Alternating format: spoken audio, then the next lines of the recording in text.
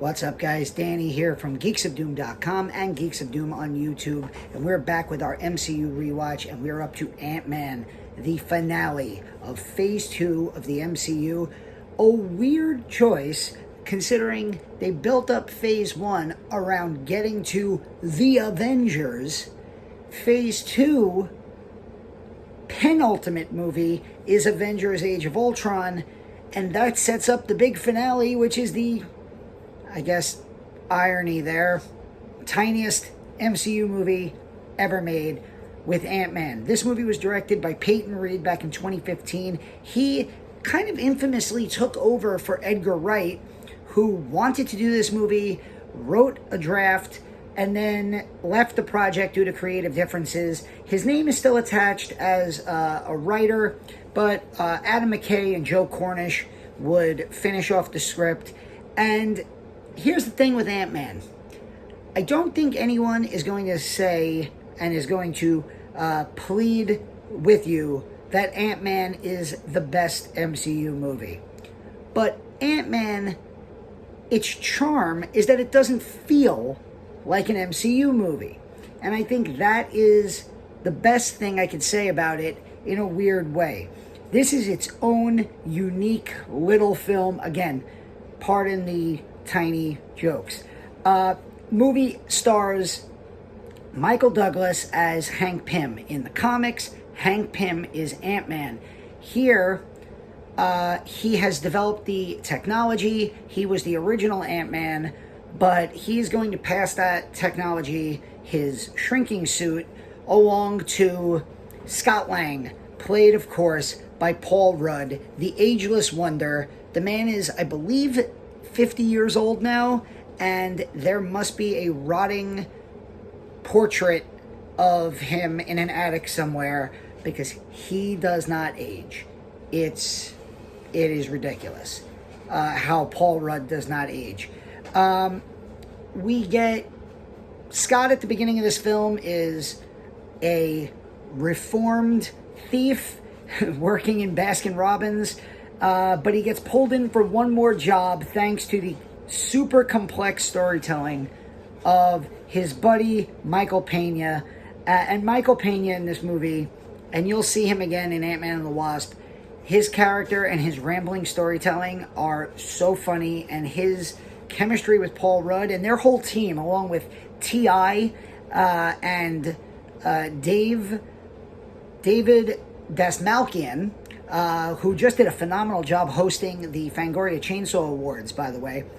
The four of them as this kind of just bumbling criminal team of thieves are so funny. He is the job that he is supposed to do is to break in and steal what's in this safe. Turns out the only thing in the safe is the Ant-Man suit. He gets arrested, he's brought to jail, he's got a big problem because the cop that arrests him is named Paxton, played by Bobby Cannavale, who is now in a relationship with Scott's ex-wife, Judy Greer. Her name in the movie is Maggie, and they are raising Cassie, his daughter, played by Abby Ryder Fortson, and she is super adorable in this movie. Again, everyone has great chemistry with Paul Rudd because he's so damn charming and likable in pretty much any movie he's in, but especially this movie. This movie plays just like, kind of like an inverted Iron Man, where Iron Man is about the, almost Bruce Wayne-ish billionaire who overcomes tragedy by using his vast knowledge and fortune to build a suit that he then uses to fight crime. Here you have kind of this middle-class, bumbling criminal who loves his family, who, because of a rich scientist, is able to use a suit to, fight crime and save humanity. The villain in this movie is a very Justin Hammer-ish character. I didn't like a lot of things about Iron Man 2, But I did like Justin Hammer. In fact, I said right here on this channel, I thought Justin Hammer would have been perfectly fine as the only standalone villain in that movie. But in this movie, that type of character, that kind of like, evil corporate ultra-capitalist who wants to make money by selling technology to the military to create weapons. That character here is Darren Cross, played by Corey Stoll. In the scheme of things, nobody is going to put Darren Cross up there with the Lokis, the Thanoses, the Eric Killmongers of the world when we're talking about MCU villains. But again, this is a moment where the actor has a certain charm to him. I loved the show. My wife, Athena, and I, we loved the show House of Cards for a while. We eventually stopped watching it, and then all that stuff happened with Kevin Spacey. But season 1 of House of Cards, I almost said Game of Thrones, of House of Cards, was amazing. And in part, it was amazing due to the performance of Corey Stoll on that show. And I thought Corey Stoll does a great job here. The technology he's using is basically a variant of Pym particle technology, but the suit is what's called the Yellowjacket. It's this like high-tech weapon with lasers attached, yellowish suit. It's basically just there to set up an Ant-Man Yellowjacket fight at the end of the movie. There are some issues with this movie. There are some issues with this movie where there's just giant gaps in logic. Like when Scott first gets the suit. 30 minutes into the movie, we finally get to see the Ant-Man suit shrink. And it's a funny scene where he kind of goes down. He's in this apartment building. It's the middle of the day. It's broad daylight. And he escapes the bathtub and the running water and all that stuff. Fun scene. But then he goes downstairs and there's like this nightclub going on in the middle of broad daylight because he eventually gets outside and the sun's out. So just in the random middle floors of this apartment building, there's like a rave party going on. That makes no sense. That to me is a clear sign that there might have been a few too many cooks in the kitchen when it comes to the writing. And again, Edgar Wright started this, and there's elements of this movie that scream Edgar Wright, but then there's other scenes in the movie that don't, and you could tell there was some disconnect. The whole plot of this movie is based on kind of a bunch of, with lack of a better word, morons doing like a telephone kind of story to get Scott to go rob Hank Pym's house. And, obviously this is a character who much later on in the MCU, and I'm talking about Avengers Endgame, it's tiny little things, again, no pun intended, but tiny little things like a rat, if you know what I mean, that cause much bigger things to happen. So the inciting incident of this movie, which you find out about, it doesn't really work for me here. It does work for me later on. What? Oh, there's Ant-Man. It works for me later on when we get to Infinity War and Endgame, rather. And you're like, oh, so that's kind of like a thing with this character where just these tiny little, like almost implausible moments have major impacts on the plot. I didn't mention yet, Evangeline Lilly, fresh off of being Kate in Lost, plays Hope Van Dyne, Hank Pym's daughter. They have a very very poor relationship.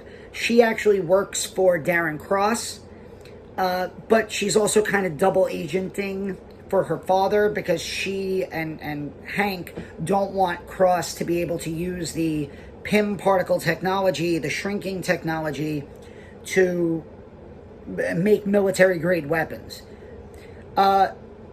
She wants to be Ant-Man. She tells her father right from the beginning, put me in the suit. I want to be in the suit. But we find out later on that he lost his wife, the Wasp, Janet Van Dyne, I believe. When they were on a mission together, she went quantum. She went into the quantum realm, which in this movie, he's afraid there's no way out of. If you shrink too much, you enter into this quantum realm. And so he doesn't want, this is Michael Douglas, Hank Pym, doesn't want Evangeline Lilly to use the suit, which is why he basically takes some schnook, Scott Lang, and has him do it. So there's a lot of tension between Scott and Hope in this movie, which leads to some fun montage moments where, I almost called her Kate because of Lost, but Evangeline Lilly's Hope Van Dyne trains him in the art of fighting, and in that she beats the hell out of him. There's also great moments where Scott gets to know the ants, including Anthony, the lead ant in the movie. Really enjoy those scenes as well. And I also really love the fact that Scott basically acts like a normal human being, because at one point he turns around and he says to Hank and Hope, why don't you just call the Avengers? Which is something that a lot of fans, not just me, have nitpicked the Phase 2 movies about. The Avengers are established at the end of Phase 1. So in Iron Man 3, when Tony's fighting against the Mandarin / Aldrich Killian, why doesn't he call the Avengers? In Thor: The Dark World, when the final battle takes place in London, why doesn't he call the Avengers? In Captain America Winter Soldier, it's a little less, because obviously Black Widow's there, Nick Fury's there, Sam is brought in. Cats knocking chairs over. Pick up the screws on the floor over there. Oh boy, cats. They're fun. Live YouTube, folks.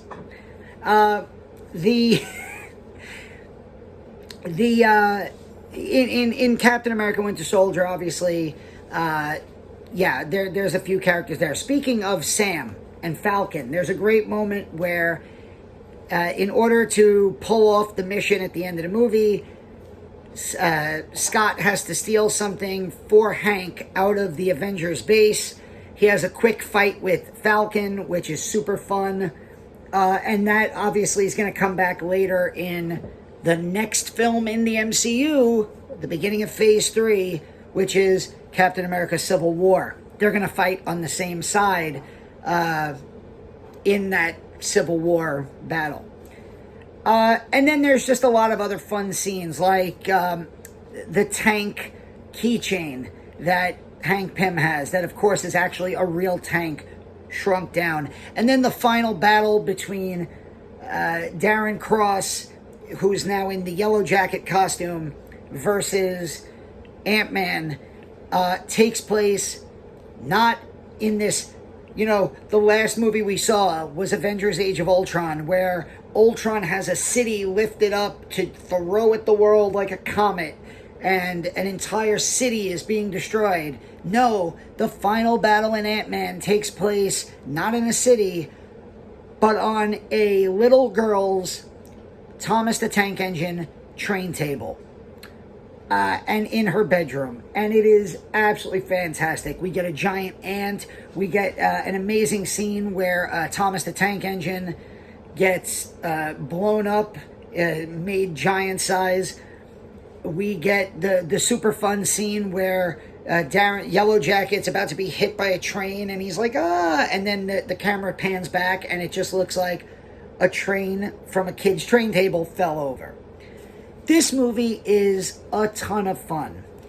This movie also feels relatively disposable, and it feels like there aren't stakes. There aren't major stakes in this movie. Now, obviously, Ant-Man does play a major role, as we said, in Avengers Endgame. So, and he does play a major role in Captain America Civil War. So I don't want to just say, oh, well, he's a minuscule character, Ant-Man. He's not. It's just this movie was kind of like a fun little end to Phase 2. It's a heist movie more than it is a superhero movie. This is basically a heist movie with some superhero action thrown in.